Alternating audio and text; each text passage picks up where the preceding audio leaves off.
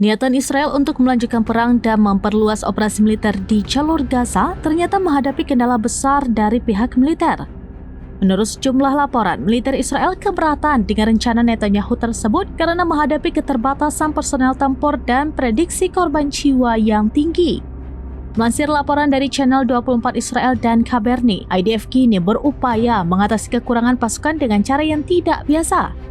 Untuk pertama kalinya, IDF membentuk batalion cadangan yang anggotanya berusia di atas 50 tahun. Batalion ini merupakan unit tempur dari Reserve Division jalur kemiliteran yang merekrut warga sipil melalui wajib militer.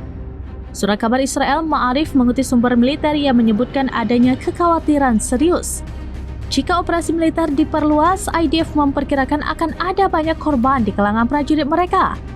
Kekhawatiran lain juga datang dari nasib para tawanan Israel yang disandera. Militer khawatir para tawanan tersebut akan terbunuh, baik oleh para penculik mereka maupun dalam serangan udara yang dilancarkan. Kondisi ini menunjukkan adanya gesekan kuat antara ambisi politik Perdana Menteri Benjamin Netanyahu yang ingin terus melanjutkan perang dan realitas di lapangan yang dihadapi oleh militer. IDF menghadapi dilema berat. Di satu sisi mereka harus menjalankan perintah politik, namun di sisi lain mereka harus mempertimbangkan kesiapan dan risiko besar bagi para prajurit serta tawanan.